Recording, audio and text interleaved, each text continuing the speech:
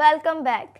Canada के सूबे Ontario के शहर लंदन में पाकिस्तानी नजात ख़ानदान के 4 अफराद को जानबूझकर अपनी गाड़ी के नीचे कुचलने वाले नथानियल वेल्टमैन को दहशतगर्दी का मुजरिम भी करार दे दिया गया है। मज़ीद तफसीलात इस रिपोर्ट में।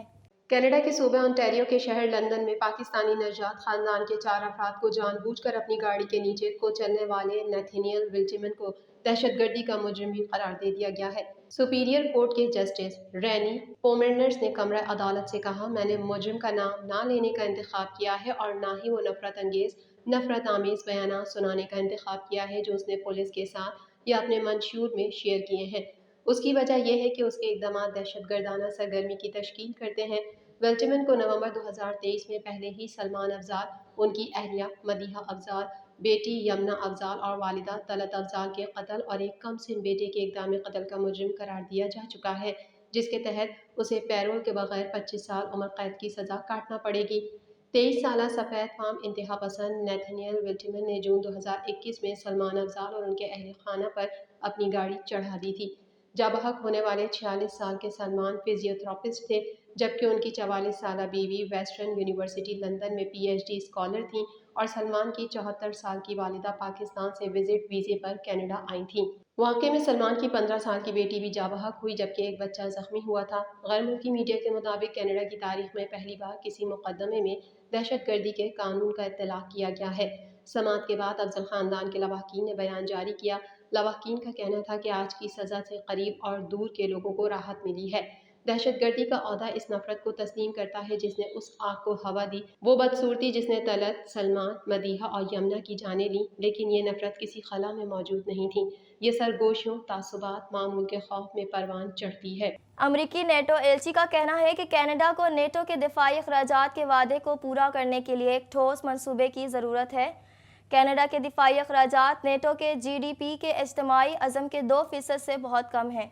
मज़ीद तफसीलात इस रिपोर्ट में। अमरीकी नेटो एलची का कहना है कि कनाडा को नेटो के दिफाई अखराजात के वादे को पूरा करने के लिए एक ठोस मंसूबे की ज़रूरत है। कनाडा के दिफाई अखराजात नेटो के GDP के इज्तिमाई अज़म के 2% से भी बहुत कम है। वफाकी हुकूमत को दिफाई अखराजात के हवाले से नए दबाव का सामना है, क्योंकि अमरीका ने कनाडा पर जोर दिया है कि वो नेटो के इत्तेहादी के तौर पर अपने वादों को पूरा करने के लिए ठोस मंसूबा तैयार करे। कनाडा के दिफाई अखराजात दिफा पर अपनी मजमूई घरेलू पैदावार का 2% खर्च करने के वादे से बहुत कम है। जैसे जैसे मजीद इत्तेहादी हदफ को पूरा करते हैं, कनाडा पर दबाव बढ़ता जा रहा है कि वो पीछे रहना बंद कर दे। अमरीकी मुस्तकिल नुमाइंदे ने कहा कि कनाडा अब सिर्फ 1.3% से ऊपर मंडला रहा है और उसके पास इस 2% तक पहुँचने का कोई ठोस मंसूबा नहीं है, जबकि दूसरे इत्तेहादियों ने इस साल नहीं तो अगले चंद सालों में वहां पहुंचने के मंसूबे बनाए हैं। एक इंटरव्यू में अमरीकी नेटो एलची का कहना था कि वो टाइमलाइंस और वो मंसूबे अहम हैं क्योंकि ये मुश्तरका अज़म को जाहिर करता है और ये इरादे को जाहिर करता है। यहाँ नेटो इत्तेहाद के अंदर यकीनी तौर पर वापस वाशिंगटन में हम कनाडा में अपने दोस्तों की हौसला अफजाई करते हैं कि वो इस 2% वादे को पूरा करने के लिए कोई ठोस मंसूबा तैयार करें। इस हफ्ते के शुरू में नेटो के सेक्रेटरी जनरल जीन्स स्टोल्टनबर्ग ने वफाकी हुकूमत पर जोर दिया कि वो अपने दिफाई अखराजात के वादे को पूरा करने के लिए एक टाइम लाइन फराहम करे। नेटो के इत्तेहादियों ने 2014 में वादा किया था कि वो 2024 तक दिफाई अखराजात को GDP के 2% तक ले जाएंगे। कनाडा उन इत्तेहादियों में शामिल नहीं है। 2023 में कनाडा ने दिफा में GDP का तखमीना 1.38% सरमायाकारी की और दिफाई अखराजात के लिहाज से खुद को 30 इत्तेहादियों में से 25वें नंबर पर रखा। एनवायरनमेंट कनाडा की जानिब से टोरंटो के लिए खुसूसी फॉग एडवाइजरी जारी की गई है, जिसमें कहा गया है कि धुंध में 0 के करीब हद निगाह मुतवक्के है। मज़ीद जानेंगे इस रिपोर्ट में। एनवायरनमेंट कनाडा की जानिब से टोरंटो के लिए खुसूसी फॉग एडवाइजरी जारी की गई है, जिसमें कहा गया है कि धुंध में 0 के करीब हद निगाह मुतवक्के है। एनवायरनमेंट कनाडा की जानिब से कहा गया है कि ओंटारियो झील के साहिल के करीब मुकामी तौर पर घनी धुंध फैल गई है और तवक्को है कि यह ख़त्म होने से पहले जुम्मे की सुबह तक जारी रहेगी। हद निगाह कम होने की वजह से सफ़र के ख़तरनाक होने की तवक्को है। अगर गाड़ी चलाते वक्त हद निगाह कम हो जाती है तो रफ्तार कम करें, आगे टेल लाइट्स देखें और रुकने के लिए तैयार रहें। दूसरी जानिब हफ्ते का अख्ताम टोरंटो में मौसम के लिहाज से खुशगवार नोट पर होगा, जिसका दर्जा हरारत 6 सेंटीग्रेड के आस पास होगा, जबकि ये हफ्ते के रोज मुंजमद होने से नीचे गिर जाएगा। इसके इर्द गिर्द धूप की काफ़ी मिकदार होगी, जिससे हफ्ते के आखिर में एक शानदार आगाज करना चाहिए। चंद दिनों के खस्ता हाल मौसम के बाद ओंटारियो और क्यूबेक हफ्ते के आखिर तक दर्जा हरारत में कमी की तवक्को कर सकते हैं। انوائرمنٹ کینیڈا کے مطابق اس ویکینڈ پر ٹورنٹو کا موسم سرد رہے گا، جبکہ اتوار کے روز شہر میں ہلکی بارش کا بھی امکان ہے۔ اس ویکینڈ پر شہر کا کم سے کم درجہ حرارت ہفتے کی رات -8 اور زیادہ سے زیادہ درجہ حرارت اتوار کے روز 3 ڈگری سینٹی گریڈ رہنے کا امکان ہے۔ امریکی صدر جو بائیڈن کے گالی دینے پر روسی صدر ولادیمیر پیوتن نے معنی خیز جواب دے دیا۔ مزید جانیں گے اس رپورٹ میں۔ امریکی صدر جو بائیڈن کے گالی دینے پر روسی صدر ولادیمیر پیوتن نے معنی خیز جواب دے دیا۔ میڈیا رپورٹس کے مطابق امریکہ کے صدر بائیڈن نے کیلیفورنیا میں تقریب سے خطاب کرتے ہوئے روس کے صدر پیوتن کے لیے نامناسب لفظ استعمال کیا تھا۔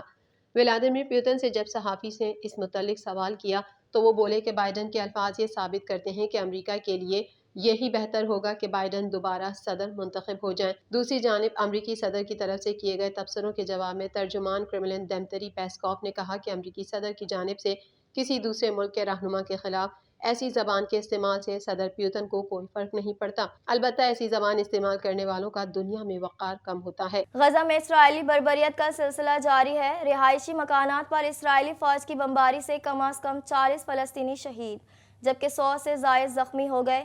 مزید تفصیلات اس رپورٹ میں۔ غزہ میں اسرائیلی بربریت کا سلسلہ جاری ہے۔ رہائشی مکانات پر اسرائیلی فوج کی بمباری سے کم از کم 40 فلسطینی شہید جبکہ 100 سے زائد زخمی ہو گئے۔ عرب میڈیا کے مطابق غزہ کے مقامی حکام نے ایک بار پھر اسرائیل اور امریکی انتظامیہ کو جاری جرائم کا ذمہ دار قرار دے دیا۔ غزہ کے سرکاری میڈیا آفس سے مطالبہ کرتے ہوئے کہا کہ دنیا تباہ کن جنگ کو فوری طور پر ختم کرے جو اسرائیلی فوج غزہ کے شہریوں کے خلاف جاری رکھے ہوئے ہیں۔ غزہ کی وزارت صحت کے مطابق اسرائیلی فوج نے النصر اسپتال میں عملے کو یرغمال بنا لیا۔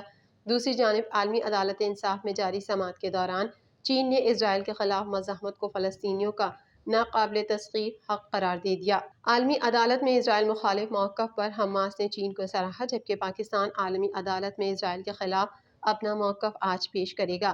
ادھر ایران نے بین الاقوامی عدالت انصاف میں مطالبہ کیا ہے کہ غزہ میں جاری نسل کشی روکنے کے لیے بین الاقوامی عدالت انصاف اور اقوام متحدہ کی سلامتی کونسل اقدامات کرے۔ اسی طرح دوسری اقوام کی بھی ذمہ داری ہے کہ وہ فلسطینی عوام کے لیے اپنا کردار ادا کریں۔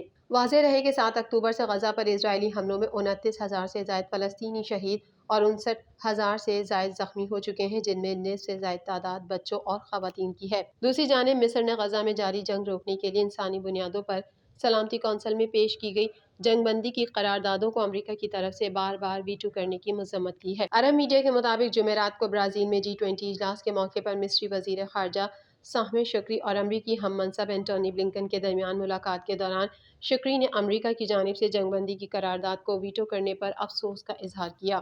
TNN TV کے نیوز بلیٹن سے فی الحال اتنا ہی۔ اپنی میزبان نمرہ کنول کو دیجیے اجازت۔ اللہ حافظ۔